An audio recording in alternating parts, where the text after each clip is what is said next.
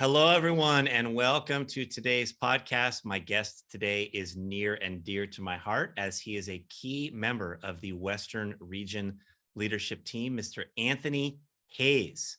Anthony has been with Cutco Vector since June of 2015.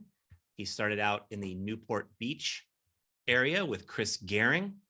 And Anthony had a very successful personal sales career. He's a two-time college All-American. He ran a branch twice, 2 summers in a row, 2016, 2017, and was number 4 in the nation, one of those branches, number 13 for the other one. Anthony became a district manager in 2018 and has been one of the top performing managers in the Western region over the past few years. He has produced about $6 million in career sales. He has had some solid development with a number of branch managers and 2 of the current leading district managers in the Western region, Stuart Nato and Callista Cervantes. And Anthony also has some amazing leadership qualities, which I'm sure will come out during this conversation here today. He has been a right-hand person to J. Brad Britton in the Southland Division, helping to develop the division team over the last few years. And as of the beginning of 2023, Anthony has been promoted to run the Pacific Islands Division. That includes Hawaii and Guam and a few other places out there in the Pacific Ocean. And Anthony is staying in Newport Beach, running that from the mainland, which is an arrangement we've made in the past with several other leaders. We're excited for Anthony to be joining the division manager table in the Western region, and I'm fired up to have him here as a guest on the podcast today. Anthony Hayes, welcome. Thank you, Dan. It's an honor. It's a privilege to be here. Excited for this day. Excellent. Well, let's start out. It's June, it's 2015. And how'd you hear about Cutco and Vector? Yeah, well, before I give you that story, I wanted to quickly share a little bit about, I think what helped me become the kind of person to even want to sell Cutco in the first place. And so that goes back a little bit further. Actually starts in 6th grade. So in 6th grade, I won my school's spelling bee, which is a big deal to me to this day. In that group of classmates that I competed against were like students at Princeton, Yale, Harvard to this day, like really smart kids. So winning that was a big deal. But the memory that I wanted to share is that at the district spelling bee, so this is all the top students from the, from like the Orange Unified District, where spelling bee, that was the day I learned about public speaking. And what ended up happening is, we had to do the spelling bee, but there was an actual audience and there was like a TV crew for a local news production or something. And I remember having to go up there, and the practice there was 2 rounds of practice. The first was you give your name, and I almost misspelled my name. And then I got up there and they're like, all right, your practice word, just to kind of get the feel for it, is square. And I just remember seeing all these people getting like, these hot ears, couldn't hear anything. And I said, Q. And they go, you're eliminated. And so I was the very first person eliminated from that spelling bee. I then went over to my parents, cried, and then proceeded to write down every single word asked at the spelling bee completely perfectly. I would have won, 3rd round in or something, but I just didn't know how to speak. And so that experience really kind of drove me throughout middle school and high school to get into positions where I had to put myself out there to actually speak in front of others and to, give a presentation. Like I made it a goal almost subconsciously to give a presentation every single year to the entire student body or school. Like I did ASB. And if we fast forward that to my senior year of high school, actually, that's when I heard about Cutco. And so as a senior, I was an ASB. My role was the PTSA advisor. And so my goal or my job was once a month, I would go to the PTA meetings and give a report. So my job was to talk to all the moms. And so last week of school, we are at a field trip at like Magic Mountain or something. And we're talking about summer jobs. I just got a job making sandwiches. I was supposed to start the next week after for training. And I was talking to a friend and she goes, yeah, like I got this job working with apps or something. Like I get paid $17 an hour.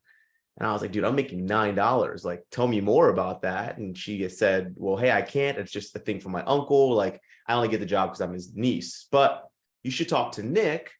I heard Nick is like selling knives or something. He makes $16 an hour. So I was like, well, that's cool. And I like, how do I learn more about it? So I text Nick and I was like, hey, dude, what's this job? And he goes, hey, yeah, like we sell knives. I could tell my manager we're like always looking to hire people for some reason. So like, let me see what I can do. Now, Dan, I don't know if you've ever seen these stores, but at most malls I go to, there's like a sword shop or like there's some like random display of swords and like pocket knives and stuff. You ever seen one of those? Yes. So Nick and I live down the street from each other, and we live next to a mall where they had a sword shop.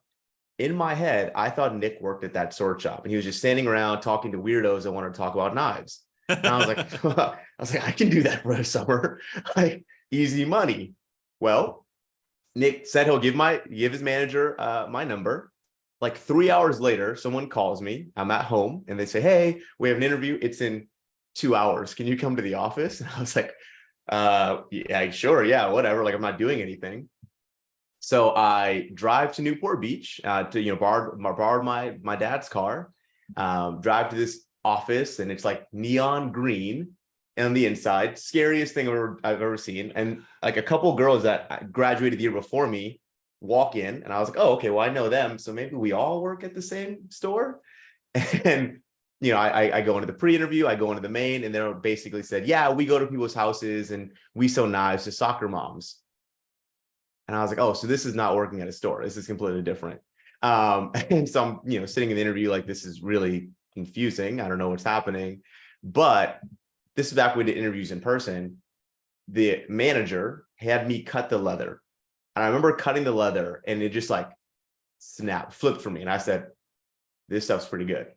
I was like, I don't know how or how it's going to work, but like, I got to find a way to sell this to Obama. That was a legit thought in my head. And so I was like, all right, well, I'm in, let's figure it out. So I get called out first. I get assigned for training. Training's going to be the next week. I actually graduated high school the day after my interview. And so the very next day, I graduate. A week later, I come to training. I actually started training at the sandwich shop the same day I started with Cutco. So I was actually an hour and a half late to training. I smelled like bread. I had fake glasses on because I was hoping that they'd think I was smart if I wore them. And then the first thing I did was walk in and break a chair. So it's Chris and I talk about it to this day. Like it's an absolute blessing that I made it through training, even because he was ready to kick me out like 5 minutes into me being there. But that's kind of the story of how I got started and my origin story selling knives. I love the beginnings there, Anthony. And I remember the neon green office. I've been there, and that's what you get when you have a Seattle Seahawks fan in charge. They somehow think that's a cool thing. So tell us about some of the initial experiences you had on the job. What stands out? Yeah, so maybe it didn't click for me until I was actually in training, but we went to people's homes back then. Like we went to do demos in homes. And so there's two problems with that. One, I didn't have a car. So I borrowed my parents' car for like training days and my interview, but there was no way I could use it every single day. And so I actually had to borrow my friend's mom's bike. It was this baby blue beach cruiser to do my demos for my first like 5 or 6 months. And the second thing is we had to go inside people's homes. And I mean, it wasn't really a problem ever in my career, but I will say it was kind of scary knowing that I had to go into like all of these Newport Beach and Corona Del Mar homes. And I know I don't sound it per se, but like, I think when they heard me on the phone and then like this young African-American kid showed up at their door, they're like, oh, that's a little different. He has knives. Okay. And so my mind definitely played little games with me when I started about how is that going to go? Like, do I need to like tell them? Like, is that going to be a problem? I have no idea. Turns out it was all in my head, but it definitely, it kind of clicked for me while I was in training that I probably need to think about some of these things just in case. Yeah. And you know what, Anthony, you say it was all in your head, but I'm sure there was a couple ladies that like, had a surprise, I guess you could say. You could see it sometimes in seeing you, and not that I mean, obviously that's not good, but it's a reality, right? Of the path that you have faced in succeeding in anything that you do, right? And I think that you're, in many ways, you have been a leader for our Western region through your results and through your, your influence and your messages and the ways you help people as well. But just your personal example is a leader for all the young African American kids that are coming up in Vector or anywhere else that meet you, that see you. So I think that's a very cool part of your story.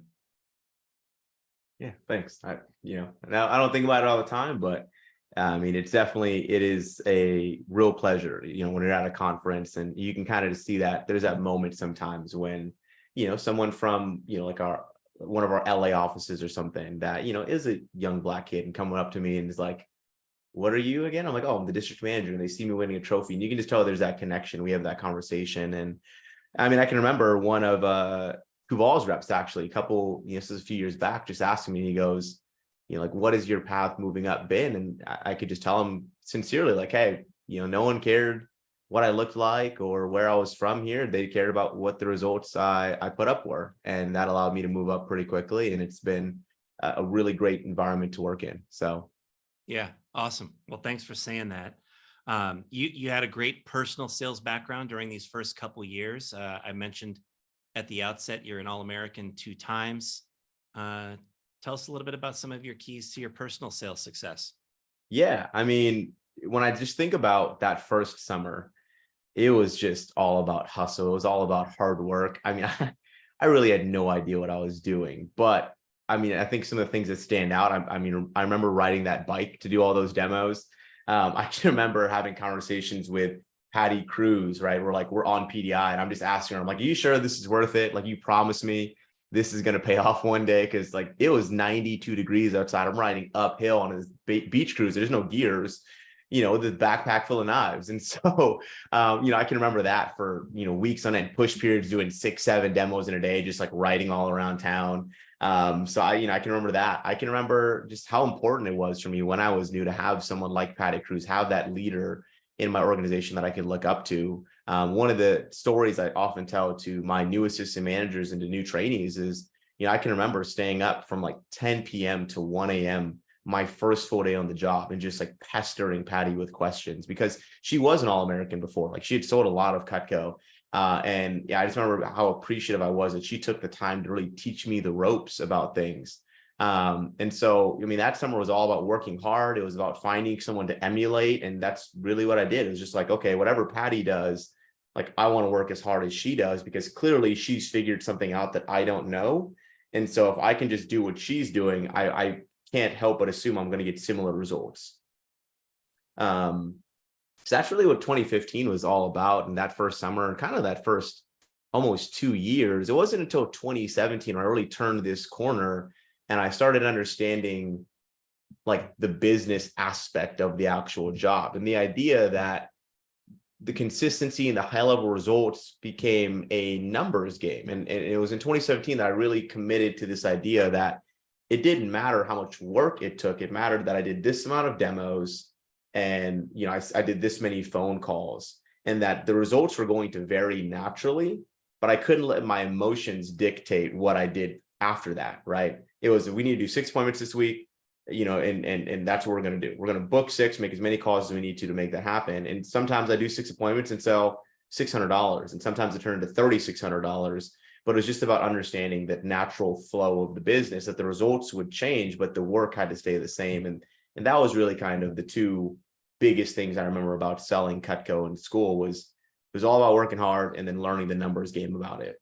Yeah, exactly. And I'm sure running a couple branches helped you really develop the sort of business aspect side of it. What can you tell us about those 2 branch summers you had? Yeah, branches to this day, the best experiences of my life. Like I loved running a branch office each time. The first branch in 2016, I mean, it was great. We were a top 20 office, first time ever running an office. It was so eye-opening though. I think one of the things that I would say you probably told me first, but this idea that Vector exposes you and like truly being a branch at 19 years old did just that. I kind of just assumed that because I was a good rep, I'd be a pretty good manager.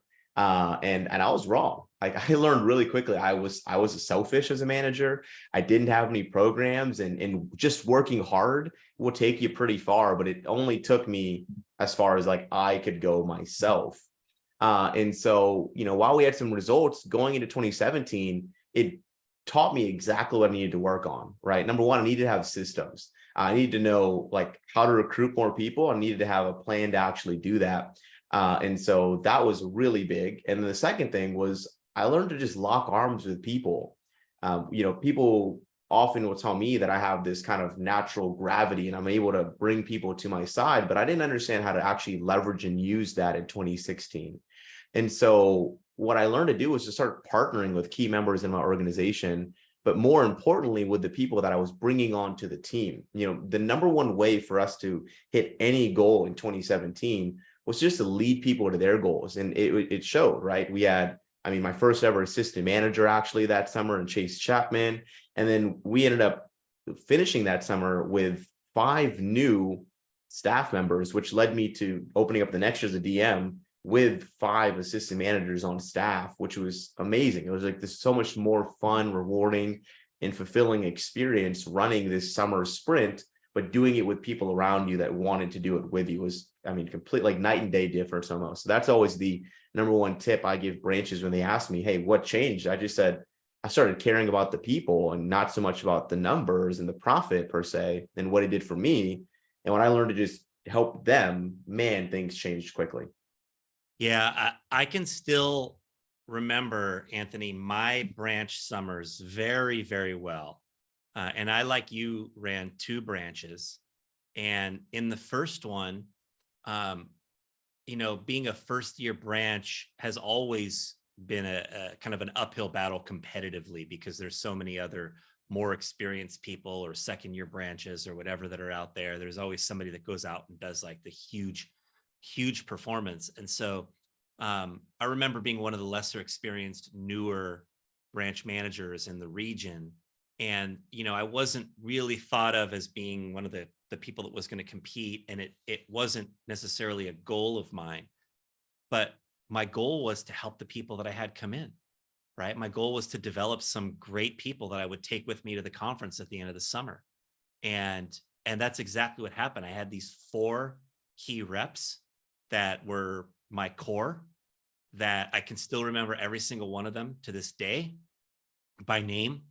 And, at the end of the summer, they were what I created out of that summer. We didn't win many trophies. We didn't finish in the national top 20, but I created these 4, humans who did really well, who were a part, at least 2 of those 4 were a key part of my core the following summer, as I opened up my second branch and strived to win the Silver Cup, which we ended up doing, in the second branch.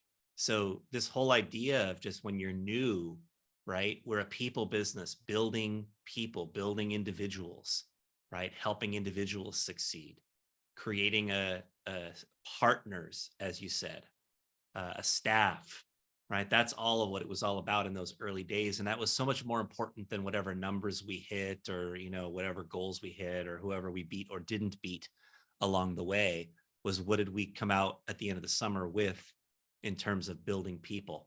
So it's pretty cool that you learned that as well there, particularly in that second summer as a branch.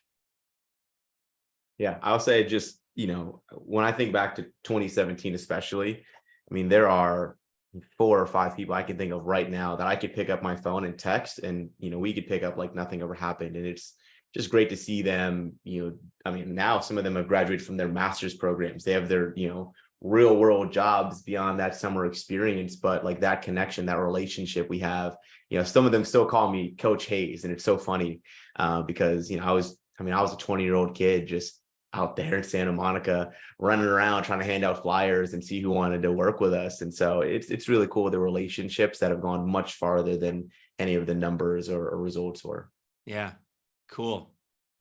So I know that the following summer, 2018, you were originally slated to branch for a 3rd time, but along the way you decided district manager was going to be the path. What made you choose to be a district manager, Anthony?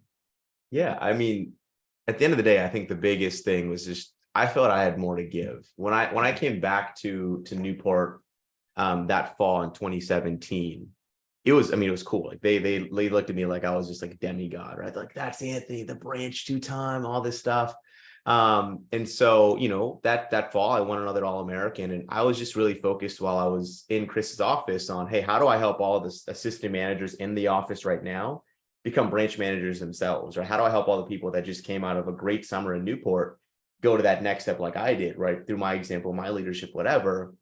But there was this team meeting at the beginning of 2018 where I'm just sitting there and I'm in the back, I'm taking notes, right? And I was always a big believer that even if I wasn't learning something new, like I had to be at those meetings to help be an example and to, show for others.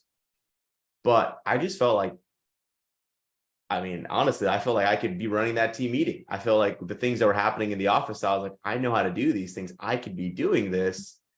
And it just kind of clicked for me that I wasn't serving anyone doing what I was doing at the time, right? Like, yes, I was helping those assistant managers. Yes, I was helping people get Cutco by selling Cutco, but I just really felt like I had more to give, and there was more to my potential at the time that required me to be a district manager. And I mean, it was definitely a big, scary jump. I was still in school at the time, but I just knew like there was this, I don't know, just this calling that said, you got to DM this summer. Like there's no more waiting. It's time to go out there and really just dive in. Yeah. And that's what we did. Yeah, I think district manager can really be a calling for a lot of people. Everywhere in Vector, there are territories that are available that need somebody to go in there and build something great. And there are young people living there who are looking for and needing a mentor, someone to guide them, someone to teach them the things they aren't learning at school.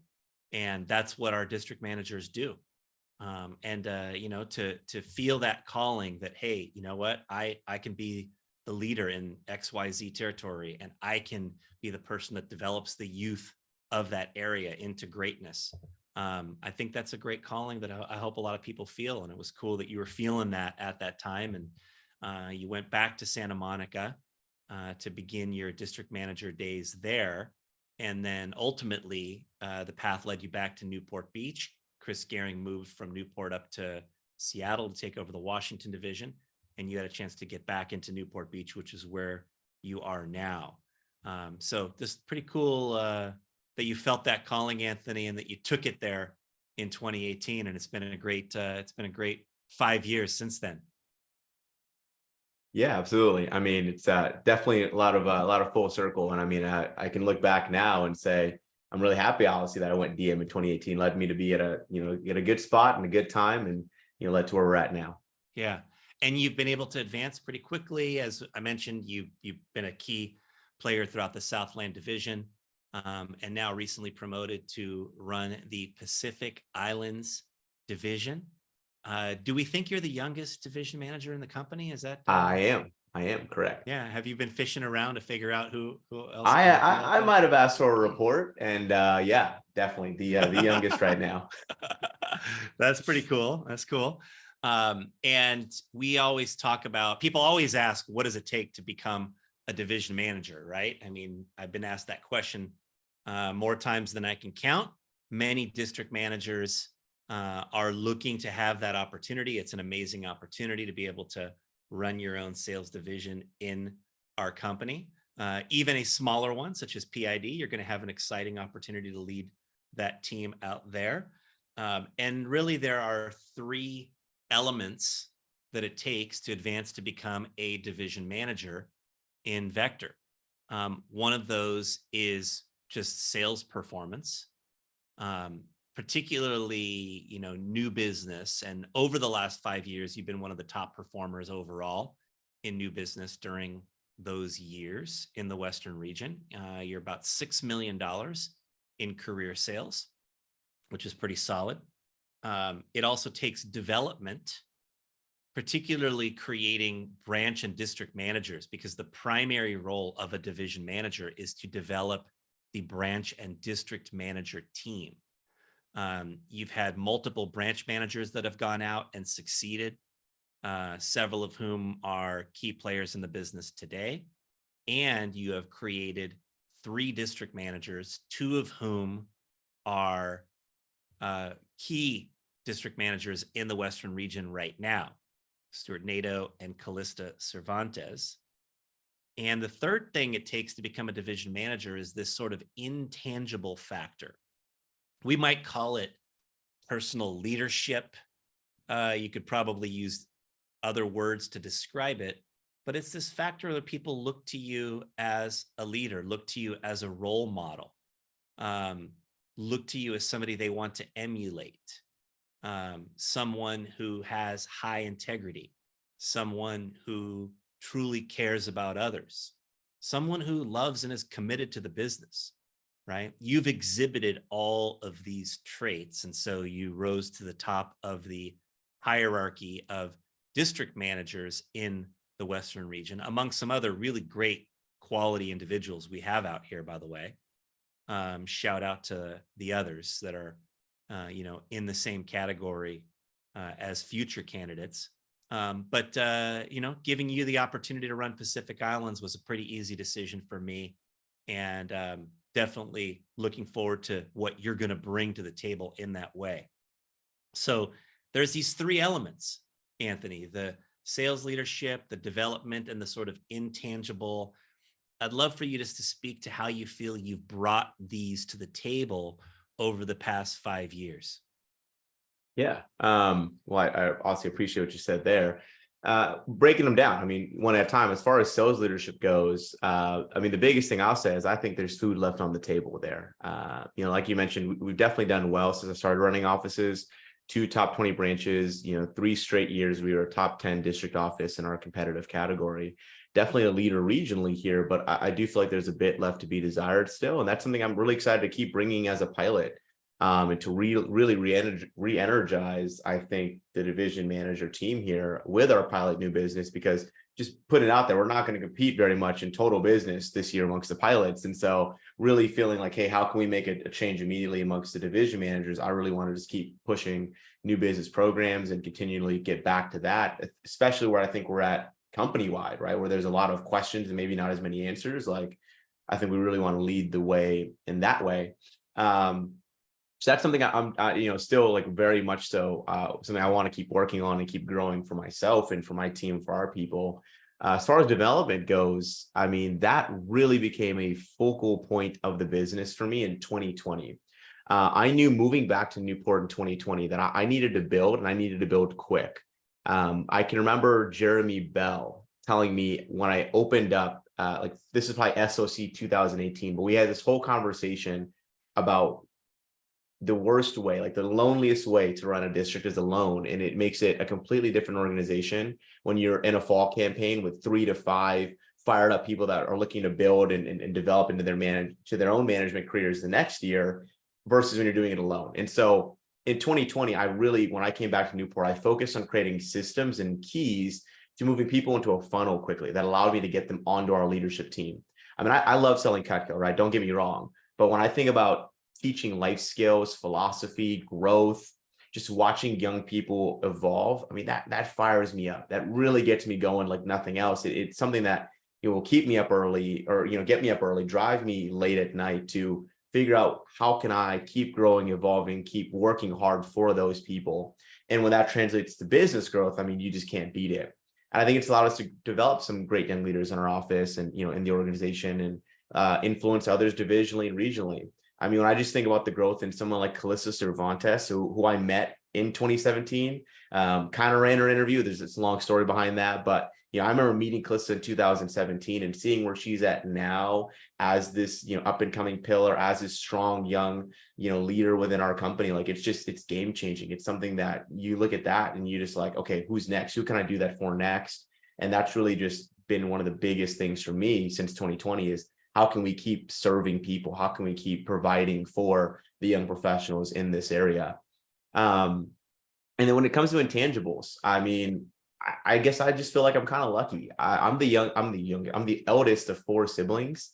And so I've just kind of always had this big brother energy and kind of attitude as a person.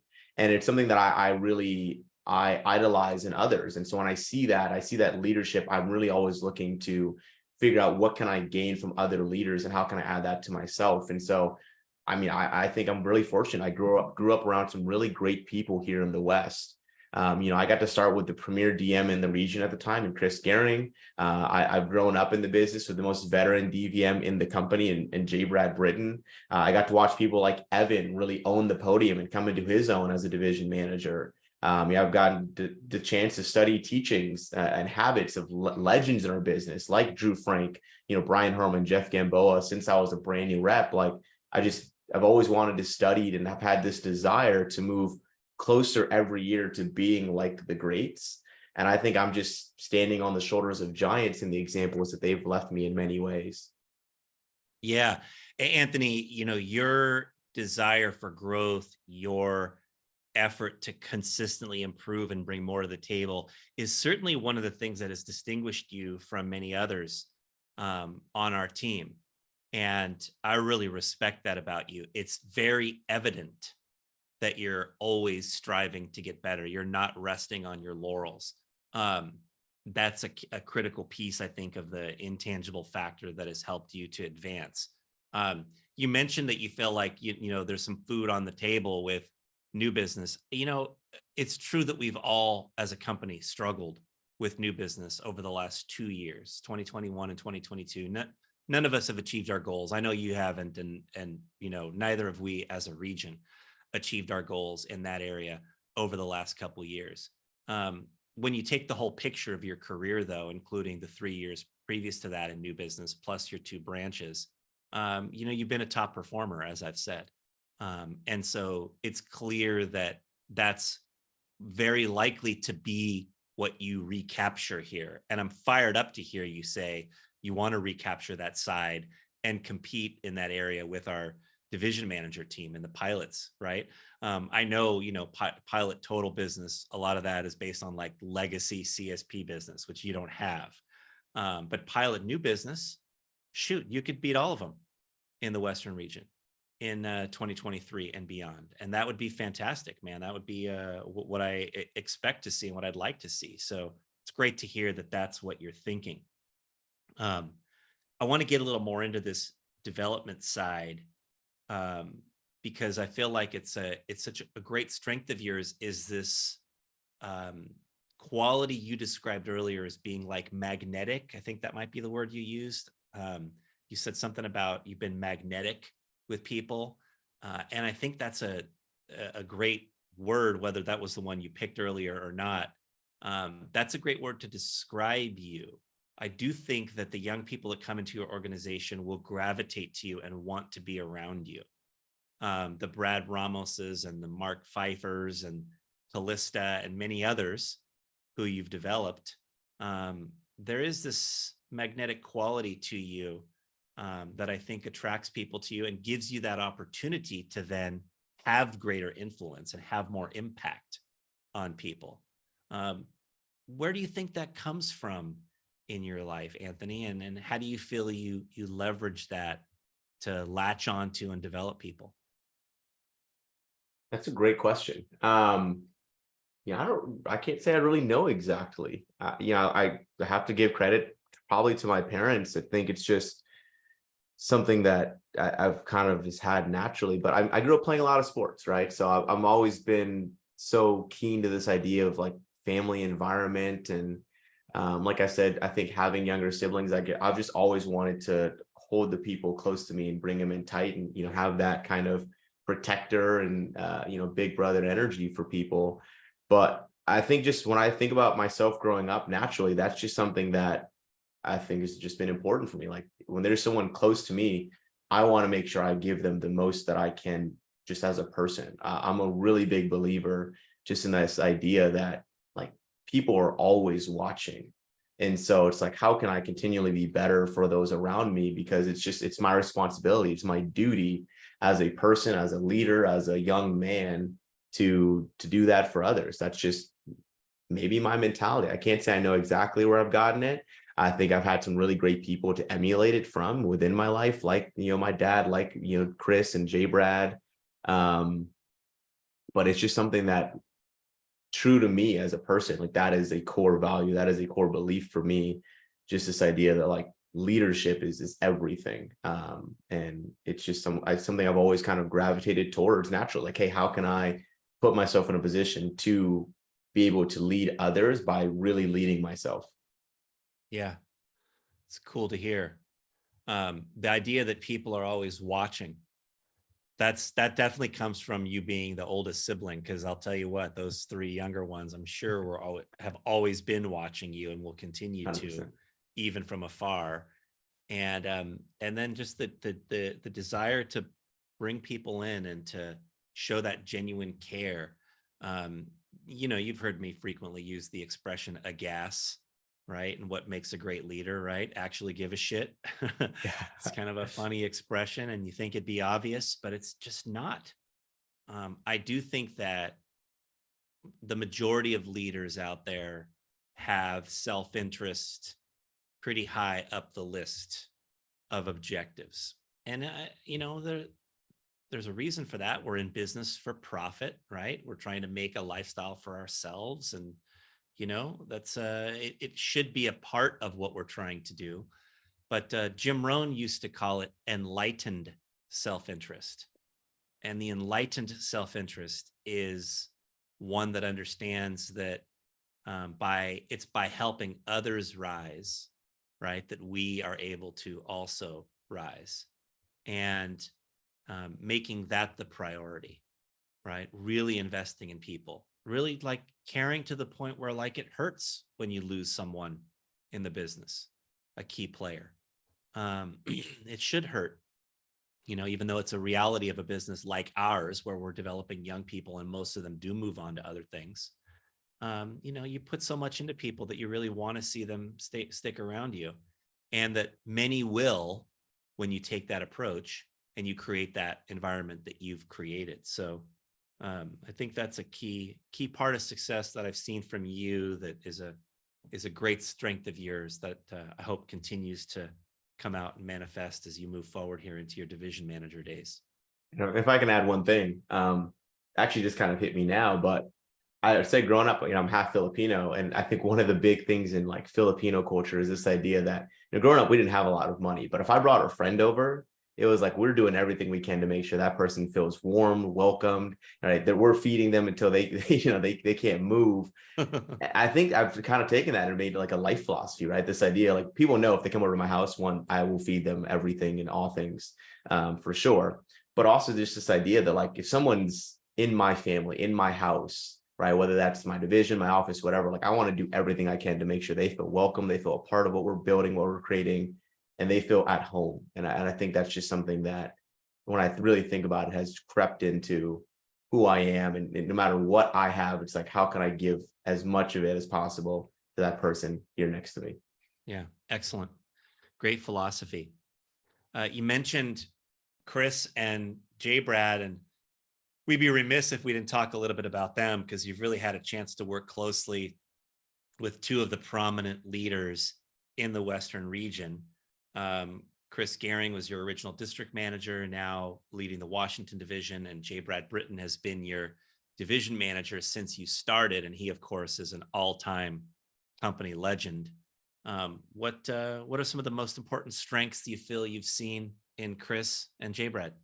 Yeah, I tell people to this day, I was really lucky to start off with both of those two leaders. It's not every day you get two leaders that have such almost like polarizingly different strengths and areas of the business where they really excel. But I mean, when I think about Chris is like the perfect general. If I wanted to pick someone to rally my troops, to stand in front of my army and get them prepared for battle, I mean, that's Chris Gehring. He taught me how to rally the troops. He taught me how to share vision and create buy-in with my organization. He taught me how to bring intensity to the business and how to show up for even the smallest things.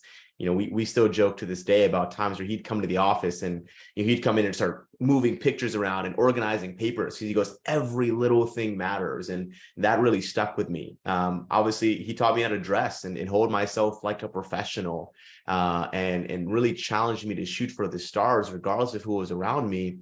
One of the things that I really appreciate is Chris and I grew up in two very different types of environments in the Western region. And one of the things that to this day I'm so thankful for is he never compared me or had me compete with the person next to me, because he knew that there was more available for me to shoot for, more in the tank. And so it was always the vision of who I could be or where I could place amongst the greats within our region and an all-time Western region. And he always held me to that higher standard. And I mean, I think I was really able to resonate with that. And it's really helped me in very big ways, obviously, throughout my career. When I think about, J Brad, I think about Brad, he's like the perfect president. Like, this is the guy I want leading my people. He's a diplomat through and through. I mean, he taught me to be a leader among leaders. He's the most caring, most selfless, people first servant, I think, in our business. And so much of the philosophy and view of the business that I have has been shaped by J Brad in many ways. He taught me, among many things, how to do right by people. And I'm thankful for that in a big way. And we don't always see eye to eye, him and I, but I'm really grateful and understanding that he's never ever made a decision with malicious intent. He's always doing what he thinks is the best move for all parties. And sometimes that means it's not maybe the best thing for him, but it might be best for me or for another manager in our division. And so, I mean, that's been really cool. He taught me how to be a DVM long before that. We would go over stats and learning how to handle conflicts. And, he would just fill me in on things that probably had nothing to do with me, but he knew might be valuable down the road. And so, when I think about those two gentlemen, I think the secret, you could say, to my quick advancement is I've really gotten the chance to do the job I have now, or I've had before I was ever given that job, right? Chris really allowed me to be a district manager while I was a rep in his office. When I was training to be a branch, he basically said, here are the keys, don't blow everything up, right? So I got a chance to run the show top to bottom. And Brad really allowed me to kind of be a DVM while I was the district manager in the Southland Division, right? Not to just influence my team, but to work with the entire division, to have this podium, this influence, this pedestal to be able to lead everyone from. And while at the time, I probably wasn't too enthused with either of them about the extra workload, in the long run, I can definitely look back and realize the blessing that it's been for me in my development here within the company.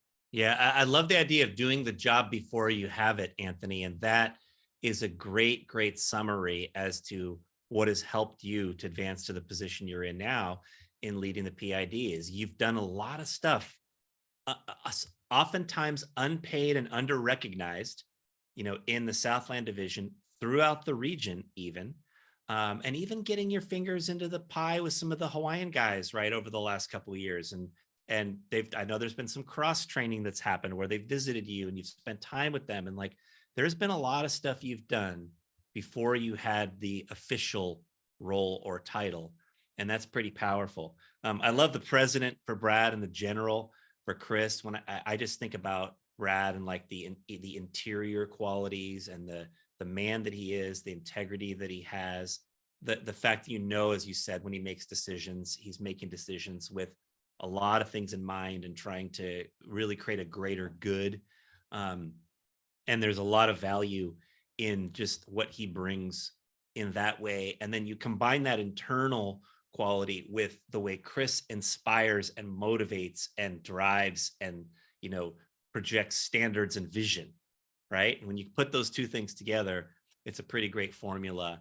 And you've had a chance to work closely with both of those guys. And so I'm fired up to see how you're going to bring all this stuff to the Pacific Islands division. And in fact, that's kind of where I want to end this here, is just for you to share a little bit about what you're excited about for the future of the PID, for the future of your Newport Beach team, and anything on a personal level as well. Share with us a little bit about your vision for the future, Anthony. Yeah. So, I mean, Dan, the tide is rising. I'm excited to get back to doing what I've always done here in the West, and that's lead the way and bring everyone up with me. I'm fired up to work with the newly named Pride of the Pacific. I mean, I just think there's so much opportunity available in the PID just waiting to be unleashed. There's tremendous young leaders already. There's a phenomenal culture, and they're just good people. And so, I mean, we're going to build the PID to a 7-figure division this year through an emphasis on recruiting programs for the managers, a focus on development of TLA candidates and events team candidates. And we're going to create a top tier PPR division in vector marketing.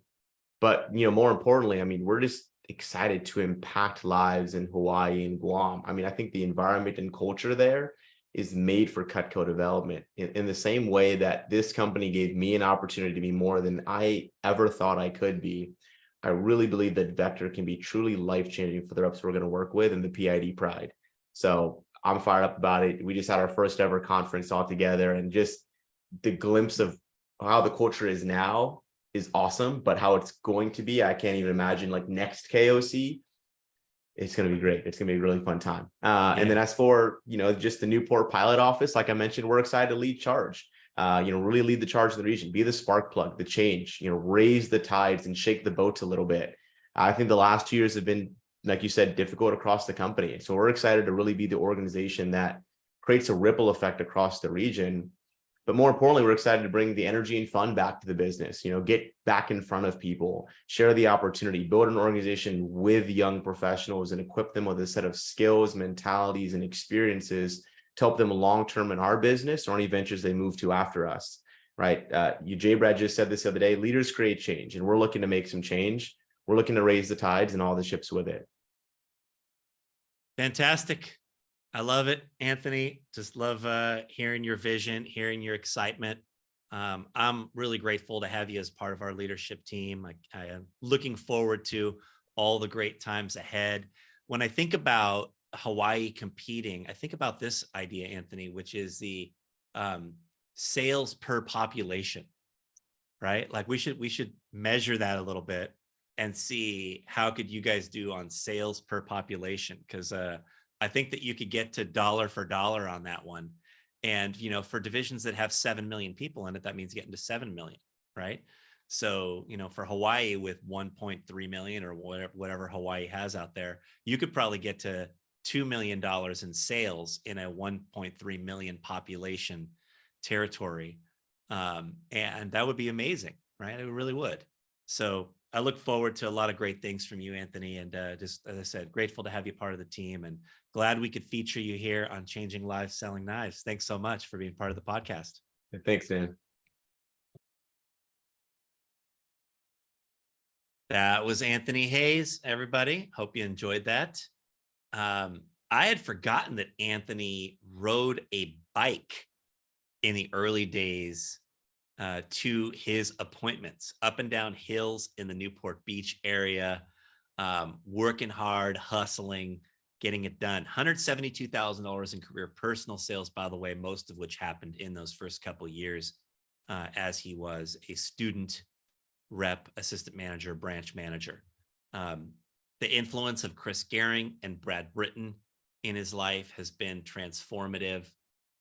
We are all so lucky to have amazing leaders in our vector marketing organization who can provide us with a path to success. And it was neat to know that Chris and Brad had divergent skills that Anthony was able to observe from them. Anthony mentioned in branching the idea, he said he heard from me, that vector exposes you. It really reveals your skills and it reveals your areas of opportunity. Particularly branching does this. Selling does this too, but branching more than anything really reveals all the things about you that are great and all the things about you that you can work on if you want to become the kind of leader and successful business person that you might want to be down the road. And that's why branching is such a great opportunity for so many people.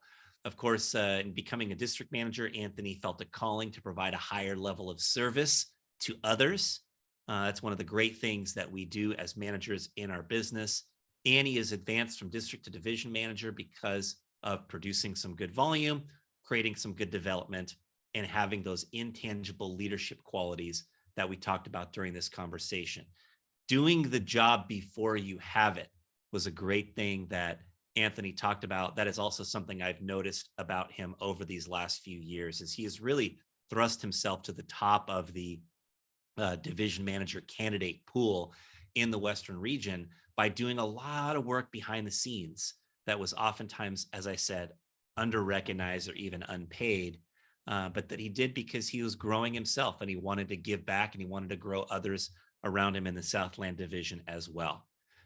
Great to know that the tide is rising for the Pacific Islands Division and for the Newport Beach Pilot in terms of leadership within the Western region. I know that it's going to be an exciting ride ahead. It's going to be fun to watch. A lot of great things are going to come from Anthony Hayes here in the years ahead. Hope you enjoyed getting to know him and his story here today.